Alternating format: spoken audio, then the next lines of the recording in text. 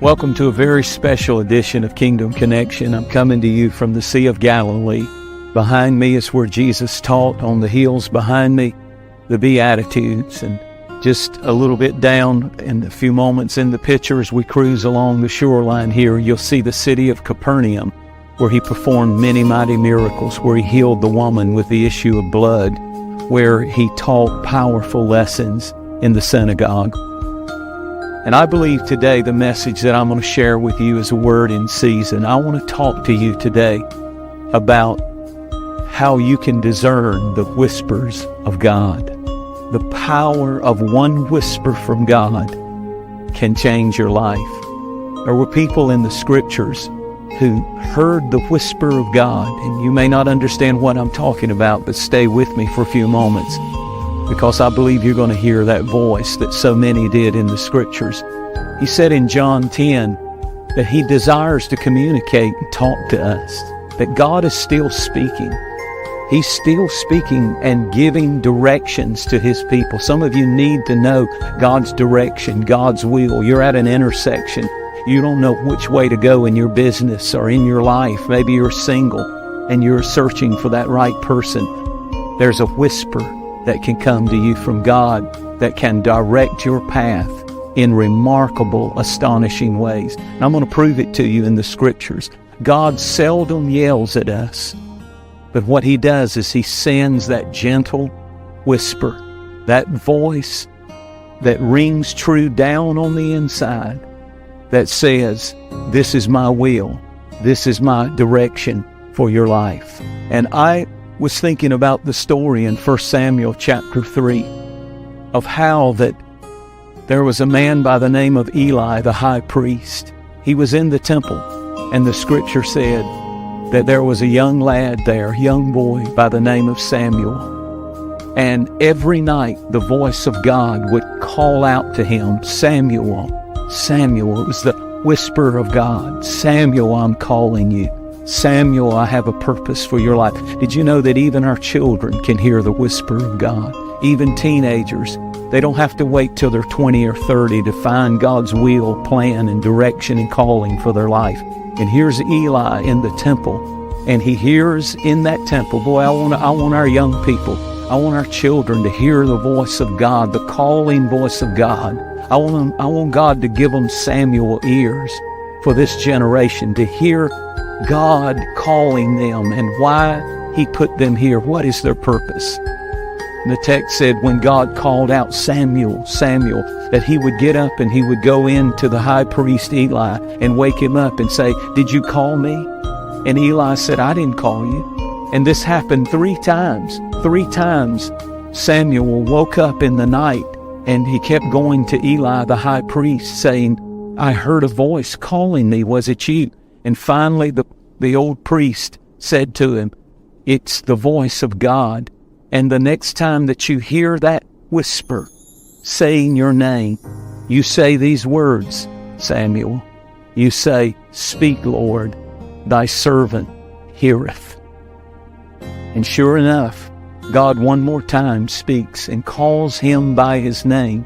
It's that gentle whisper, Samuel, Samuel. And he said, speak, Lord, thy servant hears. And you know the rest of the story. He became perhaps the greatest Old Testament prophet in all of the scripture. So powerful was what God communicated to him. So powerful was his ability to hear God's voice that the Bible uses this term, not one of his words fell to the ground. In other words, he had such an open line of communication that when God would whisper to him direction and he would speak it, God would say, not one word will fall to the ground. I'll back it up. All of heaven will back it up. I believe in the whispers of God. I believe in how powerful they are in our lives. I know for me, the first time that I encountered the whisper of God in a magnificent and significant way was when I was 20 years old. I had given my heart to the Lord and I had surrendered my life, but I was in my second year of college and I loved music and I thought I was going to do music for the rest of my life and be a musician. And that was my plan. But one summer, that second summer, when I was home from school, I felt the Lord just impress me to seek Him for 3 days of fasting. And I fasted for 3 days. And on the third day of that fast, there came a whisper of God. He didn't write it in graffiti. I didn't hear an audible voice. I didn't see an angel. But I'm telling you, I can take you to the spot in North Carolina where I heard the gentle whisper of God. And He said, I've called you to preach. I've called you to go in my name, and I'll go with you. And I'll use you. And I'll use you to preach and win souls for me. And that one whisper, now listen to me carefully. When God whispers something to you, there are many people who need you to hear the whisper of God and need you to act on the whisper of God. That one whisper that summer changed the whole direction of my life. I announced to my family and people who knew me, God had called me to preach. And that summer, I started to preach my first sermon. And I thought I would go back to school in the fall, but I never stopped. I've never stopped to this day preaching the gospel. It all came to one whisper from God. He's got whispers for you. He has a whisper concerning His will for your life, the season that you're in. I remember a second major whisper of God that I heard in my life is I was 25 years old. I'd been evangelizing with my brother for many years, and we'd preached all over the nation. And he got married, and I was single, and I started traveling and was a single evangelist. And I was 25, and I remember that I went to North Georgia to preach, and I saw a beautiful girl by the name of Sharice. And I just, over time, just dated her a few times. But there came that moment in my life where I knew God just whispered to me, marry her. And He didn't have to scream that one because she's so beautiful. It was the greatest thing that ever happened to me. I don't know what I would be in the ministry today, if anything, without my dear wife, Sharice. She's an amazing, amazing woman. God gave me her through a whisper. He said, marry her. I remember there was a minister who called me and tried to tell me that wasn't the right move and that I was missing God's will. But you know, when God whispers to you, it doesn't matter what other people say. You just have a know that I know that I know. And I knew she was the one, and she was the one. God has a whisper for some of you. Some of you are listening to me today, and you know, you're single, or you've been through a divorce, or you've been through a busted relationship and you're heartbroken. But God has that whisper. And He knows how to whisper to the other. He's a matchmaker. He knows how to whisper to that other person and bring you together. Pray about it and say, God, give me Samuel ears, that when you're whispering, I want to hear it. I want a fresh new whisper from God. This year, I tell you, He has plans. He has directions. He has a will for your life. I thought about after I met Sharice, and you know, a lot of people are counting on you hearing the whisper of God. And not too long after that, because Sharice was connected to a little church called Free Chapel, I went and preached. And the pastor there was a man by the name of Roy Welburn. And he asked me to come. To make a long story short, I was there and at his invitation, and he passed away the week that he invited me 9 months before. That very week that he invited me to come preach, 9 months in advance, he passed away. And they asked me to preach on the Sunday morning when their pastor was going to have his funeral in the afternoon. And I went into that church in Gainesville, Georgia at Free Chapel, and I preached a brand new message I'd never preached before that I knew God had given me for that grieving congregation that had lost their pastor for many, many decades. And I'll never forget it as long as I live, as I finished that message, and then they had the funeral service after the Sunday morning service. I walked out of the pulpit and I heard these words, "They are sheep without a shepherd. It was as clear, not in an audible voice, but it was a whisper, a strong impression. When God whispers to you, there's no arguing. You just know that He's speaking. And I heard Him say, that's all He said, "They're sheep without a shepherd." And it was almost like in that, I heard Him saying, "Will you pastor this people?" And it wasn't long after that they called me and asked me to be their pastor. And I didn't think about this, but behind the camera, that we've got several camera people, and one of the camera people with me on this trip, his last name is Welburn. It's Daniel Welburn. He's the grandson of Roy Welburn, the pastor that I followed at Free Chapel. All of that, here he is in the ministry, standing on a boat, filming on the Sea of Galilee. All of that dependent upon a whisper. A whisper. Oh, hallelujah. God has a plan. God has a plan. Whispers almost feel reckless sometimes. They almost feel like, it takes faith. It's one thing to hear it, then you have to move. I had to leave my denomination when I heard that whisper. I had to give up all my security. I was like Elisha, when Elijah came walking by, the Bible said he broke the plows. He had been a farmer all of his life, and he broke the plows. He said, "I'm never coming back to this. I'm going in this direction. I've heard a whisper from God." It's a powerful thing when God whispers to you. And I was thinking about how that so many times we need that proceeding word of God. Jesus said, "Man shall not live by bread alone," listen to me carefully, "but by every word that proceeds from the mouth of God." When Abraham took Isaac up on Mount Moriah, he did that on a word from the Lord. God told him to do it. And He said, "Sacrifice him." And he raised the knife, but watch this. This is the preceding word. And as he was about to stab the boy in the heart at God's word, there came a voice that said, "Stay your hand, stop your hand. I was testing you."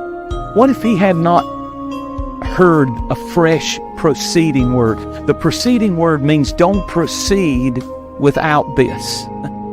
If you don't have those Samuel ears at certain seasons in your life, just because God told you to do something doesn't mean you're supposed to do it for the rest of your life, to stay where you are for the rest of your life. God has new directions for you. God has new orders for you. And He has a new whisper for you. I felt like telling you this, and I wrote it down in the hotel room here just this morning early. Your greatest whispers are not in your past. I'm preaching to somebody who's listening to me today, and the Lord wants you to know that your greatest whispers that He has for you are not in your past, they're in your future. And all along I've had the Holy Spirit come to me and whisper to me a new word, a fresh word, a proceeding word, new directions. I remember at one time how a whisper from God can change your direction. And you got to be humble enough to change and shift when God says change. And we were planning on expanding the sanctuary. We had already hired an architect. We were going to add 2,000 more seats to our auditorium. It was going to be a $40 million building program. We were going to have a bridge that went over to another parking lot. And I'll never forget it as long as I live. I knew that we could do it. We were lined up to do it. We had everything lined up to do it. And I heard the whisper of God. And all that I heard was the Lord say, "Wait on me. Wait on me." And I knew that something wasn't right. We could have done it. We should have done it. Everything said we could do it. But God said, "Don't do it." And we pulled back and we said, "We're not going to do it." I had to get up and kind of tell the church that, I don't understand this, but God's got a plan. And it seemed like people just really actually just felt peace with me. And within a few months, there was a campus down the road, our Gwinnett Campus Church. It was a building that was being built. Now I want you to listen to me, how God has a plan. It had 21 acres right on the interstate. It was a church that had started building the building, and somehow they had gone through conflict. The church fell apart in the middle of the building program. The pastor left and went up north somewhere, and the church fell to pieces. And there was a building sitting on the side of the highway. I wrote this down to make sure I had it right. It was valued at $16 million. The bank took the note, and it went from $16 million, and they put it up for sale for $9 million. And then they put it up for sale for $6 million, and then I heard about it after I stopped the building program that we were just about to break ground on.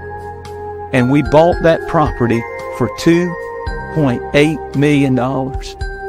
And we have a thriving church there with hundreds and hundreds and hundreds, and I can say thousands of people have been saved in that building. And it all, God had a plan. And then came Orange County, and then came another campus, and another campus, and another campus, and another, and another. And He's still adding them. What if I hadn't heard that whisper? What if I had just kept right on going and put everything right there in that building? I'm telling you, God's greatest whispers in your life are ahead of you if you'll just begin to pray and say, God, lead me. I tell you, when we obey the Lord, when we do what He says do, and as we're going along the coastline here, and right over to my left is Capernaum, where Jesus headquartered His ministry, and He did more miracles in that place and in this region than anywhere. I'm telling you, that same voice can whisper to you direction, can whisper to you what to do to make that business prosper. It was on this Sea of Galilee that He said to a failing businessman, cast your nets on the other side. And when he cast his nets on the other side, the Bible said that so many fish came in the nets that he had to call for the other boats and say, help me, I'm sinking in prosperity and blessing. God can whisper to you one direction. It was one whisper that came to Simon Peter when he was in a storm on this body of water. Jesus came walking on the water. He had told him to go over to the other side. And just because you are in a storm doesn't mean you're out of the will of God. As a matter of fact, I would be worried if the enemy never fights you. If Satan never bothers you, it's because you're going in the same direction with him and all of his devils. But if you really are doing the will of God, you will have opposition. You will go through storms. I really believe it was Satan that brought the storm, because when they got to the other side, which is right over, I'm looking at it in this direction, it's the land of the Gadarenes. And when he got to the other side, he set a man free from demons. You could be right on the verge of the greatest breakthrough in one of your family members who's been tormented by demon spirits of addiction and suicide and eating disorders. And the storm is just trying to talk you out of your miracle. Don't quit. And the Bible said he heard a whisper in his storm. And he said, Lord, if it's you, if that's you out on this water, walking on the water, bid me to come. And he heard one whisper that changed his life. Jesus said, come on. And he stepped off the boat and he walked on the water with Jesus. I'm preaching to some people right now who need to know that Jesus is not finished with you. His greatest whispers are not in your past. Ask Him right where you are. He's speaking, saying, come to me. Give me your life. Give me your struggles. Give me your questions. I'll never forget as long as I live. A few years ago when I came to Israel, I'd been many times, but the Lord spoke to me one whisper about this nation. He said, favor what I favor. Bless what I bless. And I will bless you I will bless your families. I will bless the ministry. I will bless the TV ministry. I will bless you and make you a blessing. He said, but bless this nation. Bless it mightily. I trust you to bless this nation. And I wept. I wept as I walked the streets in Jerusalem. I heard him while I was walking on a busy street. He said, if you'll bless what I bless. It was just a whisper, not an audible voice, just a whisper. And we started doing that. And we have seen God open the windows of heaven and pour out His blessings. Our ministry is debt-free. We owe no man nothing for the glory of God.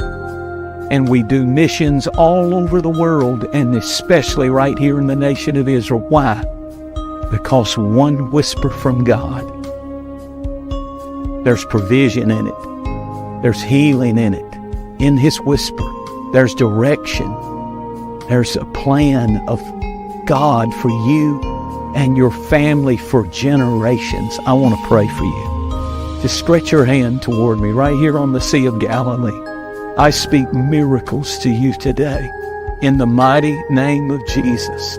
Lord, you did it right behind me, right on these seashores. You healed the woman with the issue of blood. You multiplied the fish in the loaves in those mountains behind me. So you can provide for somebody today. You can heal somebody today. You can heal broken families and broken homes today. You can heal blood diseases and cancer and all manner of sickness and disease. And Lord, I pray for the lost. I pray for those who are bound by evil spirits that are just tormenting and destroying their lives. Be set free in the name of Jesus. Now, while I'm speaking to you, you hear a voice inside of my voice. That's the whisper of God. He's saying, come to me, come to me. My name is Jesus. Call on His name. In Jesus' name, pray this prayer. Lord, I receive you as my Savior, as my Lord. Give me those ears like Samuel, like Elisha, like Elijah, to hear new directions, your will for my life.